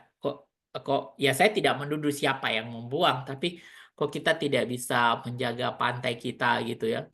Jadi banyak teman-teman pengembang membangun hotel itu hanya menjual view-nya saja, tapi pantainya belum bisa dipakai secara useful. Padahal kan ketika kita mau reservasi di hotel yang pinggir pantai kan, ya mau lihat view-nya, ya mau nikmati pantainya juga kan. Dua hal itu memang harusnya berjalan gitu. Tapi yang saya lihat realitanya tidak seperti itu. Kira-kira seperti itu, Bu Lena. Iya, Saya terima kasih lanjutkan Pak. lagi. Yang Langsung Sumenep saja ya. Pak. Iya, Wah, dari Pak. Pak Yanuar ya. Yang maritim, pantai sekian, sekian, sekian, sekian. Ada ketimuran, tata dalam pelaksanaannya, local wisdom. Ya, baik. Dinamika local wisdom, dinamika ketimuran dan sebagainya. Sebenarnya kunci dari ini adalah ajak diskusi dan komunikasi dengan para pengembang. Nah, maunya apa sih? Pasti lembaga adat itu pasti punya hal yang mungkin kita jangan melihat suatu permasalahan dan suatu prinsip seseorang itu atau prinsip satu lembaga itu secara umum saja langsung kita menjas. Nggak seperti itu. Ajak, duduk bersama, ini desain kawasannya, ini wilayah adat Bapak, bagaimana Bapak? Bapak punya sebagai kepala adat atau ketua adat punya visi untuk mengembangkan. Karena masyarakat adat juga butuh makan loh, butuh hidup loh. Ya sudah, bagaimana itu diajak kolaborasi, diajak ini loh, mari kita kembangkan bersama-sama. Pemerintah punya anggaran, masyarakat punya tanah, yuk kita kerjakan bareng-bareng, yuk kita kelola bareng-bareng untuk kebutuhan bersama. Jadi menurut saya bukan menjadi suatu hambatan yang besar terkait dengan value, prinsip, dan sebagainya. Tetapi prinsip itu kalau mari kita diskusikan bersama-sama, bagi saya sih oke, itu bisa menjadi satu solusi. Ya, kira-kira begitu. Oke, pagar laut ya, Pak Deddy Limbong. Ah, bagaimana pendapat Bapak dengan reklamasi pagar laut dari sisi lingkungan dan dampak positif dan negatifnya? Eh, Pagar laut itu kan, pagar itu penanda atau penanda batas, sama saja kan kita pagar rumah kan berarti penanda bahwa itu jangkauan kekuasaan pengelolaan saya itu. Dari sisi lingkungan dilihat lagi pagarnya itu, saya tidak membahas dalam konteks politiknya. Kalau memang pagarnya itu dia dari beton atau yang material yang dapat merusak pesisir pantai, ya itu cukup berbahaya. Tapi kalau hanya dia dari bambu dan sebagainya, ya menurut saya tidak berbahaya. Tapi harus diperhatikan lagi, apakah memang pengelolaan ruang laut itu menjadi kewenangan sekelompok atau sebagian orang, ataukah pengelolaan itu dikelola oleh negara? Itu bisa kembali lagi kepada Undang-Undang Pokok Agraria yang memang kita saat ini UUPA ini kita hanya melihat dalam konteks agraria yang daratan karena melihat Indonesia sebagai negara agraris. Tapi untuk negara maritim seperti tadi Pak Topo sampaikan itu ya kita belum punya paradigma ke sana gitu. Padahal kalau secara futuristik laut ini adalah salah satu tempat habitat hidup kita gitu. Karena daratan sudah penuh. Coba Bapak Ibu lihat aja, tanah-tanah di daratan itu sudah dijual, walaupun di situ belum dibangun jalan, harganya sudah wow, luar biasa tingginya. Tapi lautan belum ada yang mau mengelola. Nah, ini jadi tantangan bagi kita. Apakah laut itu perlu dikapling-kapling atau tidak? Nah, itu kembali kepada regulator lagi. Saya tidak Iya, bisa menjawab secara lebih detail. baik. Kira-kira Iya, cukup ya, Bu ya? iya, itu pertanyaan terakhir Pak dari peserta ya. Baik, terima Ya, kasih Pak Jong Talo atas jawabannya. Saya boleh tanya Pak, ini mungkin satu pertanyaan terakhir ya Pak dari boleh. saya sebelum saya tutup. Boleh, boleh, boleh. Baik, jadi kalau saya tadi terkait pagar-pagar ya Pak, isu pagar. Ini saya Ya. ingin tanya, bagaimana seharusnya arsitek dan perencana kota menyeimbangkan kebutuhan ruang publik dengan tekanan kapitalisasi lahan tepi air? Itu pertanyaan terakhir Pak, Iya. silakan. Baik, bagaimana arsitek atau planner itu melihat, jadi gini, kepentingan bisnis ya penting, ekonomi itu penting, livable itu penting, sustainable itu penting, tetapi ya diperhatikan juga konteks lingkungannya. Ya pagar laut dan sebagainya ya silahkan saja mau memagari selama itu regulasinya mendukung. Tetapi kalau memang itu tidak ada regulasi terkait hal itu, perlu untuk dipertanyakan, bahkan perlu didebatkan. Tidak salah kita mendebatkan di negara kita ini ya, kalau memang kita punya bukti dan fakta. Untuk itu seorang desainer kota, makanya sebelum kita mendesain, ya tolong untuk melihat dulu, apakah memang lokasi tanah itu adalah milik siapa gitu. Kalau memang pesisir itu dikelola oleh pemerintah, ya boleh dieksplor semaksimal mungkin, tapi ya koordinasi dengan dinas terkait ya. Tetapi kalau memang kita itu punya swasta atau pengembang tertentu, pengembangnya dikasih tahu, kamu boleh loh membangun, tapi perhatikan aspek-aspek desain seperti yang tadi saya bilang itu. Terkadang kita, inilah kelemahan kita. Kita kadang mau mengedepankan lingkungan, tapi faktor ekonominya tidak. Antara sustainable development dan growth development paradigm itu sangat bertolak belakang. Tapi harusnya itu bisa combine gitu ya, antara sustainable dan growth. Jadi dua-dua hal itu ya, ekonominya ya jalan, ya lingkungannya tetap lestari gitu. Kira-kira gitu, Bu. Ya, mudah-mudahan tercapai ya Pak ya. Terima kasih Pak Amin. Jontalo. Terima kasih sekali atas pemaparan materi dan jawaban-jawaban dari diskusi, juga pertanyaan yang sudah masuk di kolom chat. Sebelum saya tutup, saya ingin memberikan kesimpulan terkait diskusi kita dan pertanyaan yang sudah masuk di kolom chat. Kesimpulan yang pertama, Waterfront City adalah konsep pengembangan kawasan yang terletak di tepi perairan seperti pantai, sungai, atau danau. Konsep ini berfokus pada pemanfaatan lokasi yang berbatasan langsung dengan air untuk menciptakan ruangan yang menarik, baik secara estetika maupun fungsional. Waterfront City tidak hanya menawarkan keindahan pemandangan, tetapi juga memiliki potensi besar untuk mengembangkan ekonomi dan pariwisata. Pengembangan Waterfront City harus dirancang secara holistik, menggabungkan aspek lingkungan, tata ruang, ekonomi, sosial, dan infrastruktur agar dapat menciptakan kawasan tepi air yang berkelanjutan, inklusif, dan berdaya saing. Yang terakhir, arsitek dan perencanaan kota bukan hanya desainer ruang fisik, tapi juga penata relasi sosial, ekonomi, dan lingkungan. Dalam konteks waterfront, mereka memegang peranan penting untuk menjaga agar akses publik, keadilan spasial, dan nilai sosial tidak kalah oleh tekanan kapitalisasi lahan. Baiklah, terima kasih. Sebelum saya akhiri, saya ingin memberikan kesempatan untuk Pak Amandus Jontalo memberikan closing statement, Pak, kepada hadirin siang hari ini. Silakan, Pak. Okay, a waterfront city is not just a place where land meets water. It is a dynamic space where nature and urban life converge, creating vibrant, sustainable communities that connect people to the water and to each other. Artinya, kota dengan waterfront city itu bukan hanya tempat di mana daratan yang bertemu dengan air. Itu adalah ruang dinamis di mana alam dan kehidupan perkotaan itu bertemu dengan menciptakan komunitas yang hidup dan berkelanjutan, yang menghubungkan orang dengan air dan juga satu sama lain. Kira-kira seperti itu. Terima kasih. Ya, baik. Terima kasih sekali lagi Pak Amandus Jontalo. Dan akhirnya kita telah selesai. Terima kasih, saya apresiasi setinggi-tingginya untuk pembicara kita yang telah berbagi ilmu pada siang hari ini. Saya juga apresiasi kepada penyelenggara, yaitu Pak Rema, Perkumpulan Ahli Rekayasa Mandiri, dan pendukung acara hari ini oleh P3SM, Pusat Pembinaan Pelatihan dan Sertifikasi Mandiri. Saya juga ucapkan terima kasih kepada seluruh hadirin yang telah hadir dan menyimak dengan sangat antusias pada siang hari ini. Saya Lena Yunari selaku moderator seminar pada hari ini pamit undur diri. Mohon maaf apabila ada kekurangan dan kesalahan. Saya juga memohon maaf kepada narasumber kita apabila ada kesalahan dalam penyebutan nama, gelar, dan jabatan. Terima kasih atas perhatiannya. Wassalamualaikum warahmatullahi wabarakatuh.